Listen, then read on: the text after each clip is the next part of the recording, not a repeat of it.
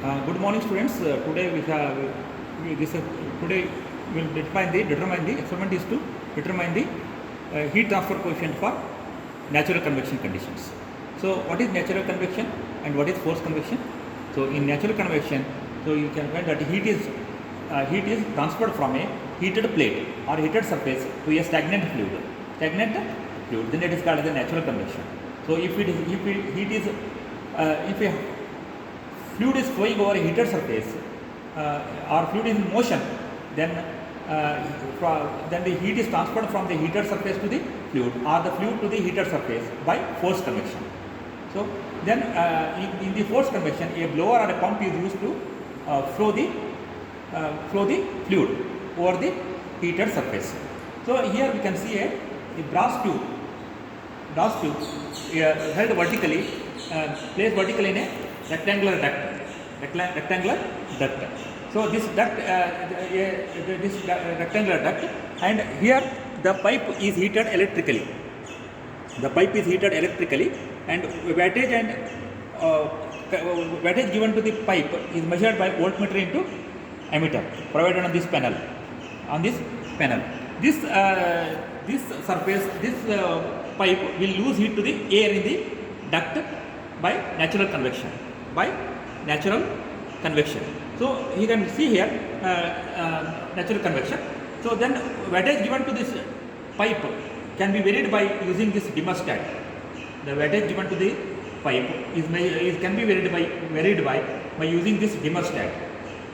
And we can measure there are 7 thermocouples provided over the surface of the pipe. 7 thermocouples provided over the surface of the pipe, T1 to T7. You can see here T1 to T7 from this diagram, T1 to T7.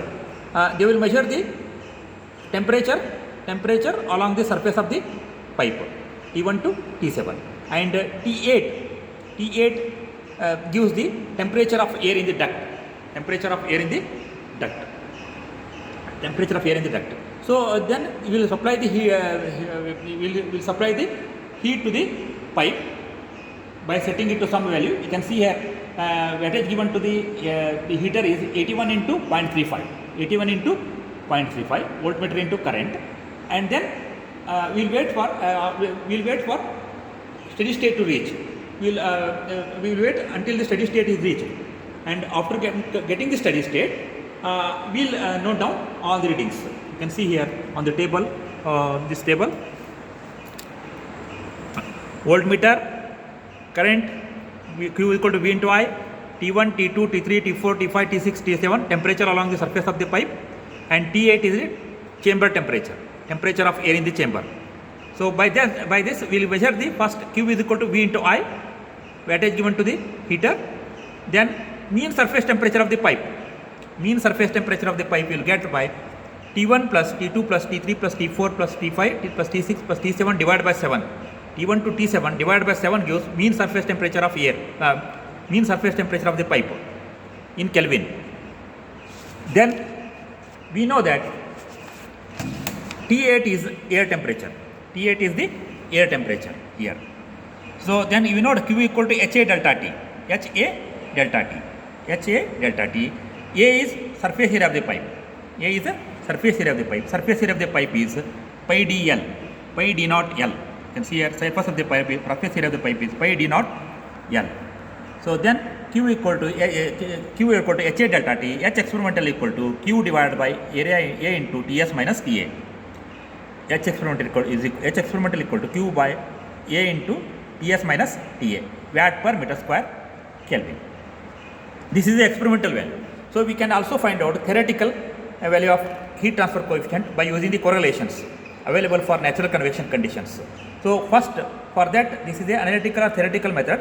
So for analytical or theoretical method of finding the heat transfer coefficient is first find out T infinity is equal to Ts plus Ta divided by 2. This is the mean temperature. Mean temperature is Ts plus Ta. For finding the analytical method for finding the heat transfer coefficient. So we are finding the first mean temperature, Ts plus Ta divided by 2. Ts plus Ta divided by 2 is the mean temperature here. At the mean temperature, you see the properties of air from the data handbook. So density, specific heat, kinematic viscosity nu, conductivity K, Prandtl number PR. Then beta equal to volumetric coefficient of thermal expansion, beta equal to 1 by Tm, 1 by Tm. Then Grashof number equal to find Gr, beta G delta T L cube by nu square. So beta G delta T L cube by nu square. Lc is the characteristic length of the tube. Then here find the, for this length is the height of the pipe. You have to take the Lc is the characteristic length, is the height of the pipe, height of the pipe. So then you find Rayleigh number. Rayleigh number is Gr into Pr, Gr into Pr. Product of Gr into Pr is known as Rayleigh number. So depending upon this Rayleigh number, range of Rayleigh number will use these correlations. If GRPR is lies between 10 raised to 4 to 10 raised to 9, use this formula. Result number equal to 0.59, GRPR raised to 0.25. If it is between 10 raised to 9 to 10 raised to 12, it should be, you should use 0.1 GRPR raised to 0.33. So depending upon the value of GRPR, use these correlations. Then this, you know that Nu equal to HL by K. Result number is equal to HL by K, HL by K, HLC by K. LC is the characteristic length. So we know, I told you characteristic length is the height of the cylinder. From this expression you will get H theoretical. H theoretical is equal to Nu K by L. Nu K by L, watt per meter square. Watt per meter square Kelvin. Okay, this is the H theoretical. Then we can compare H theoretical with the H experimental. H theoretical versus H experimental. Okay, and these are the graphs you have to draw. Ln Nu, result number versus GRPR, and temperature versus length of the tube. Result number versus GRPR and temperature versus length of the tube.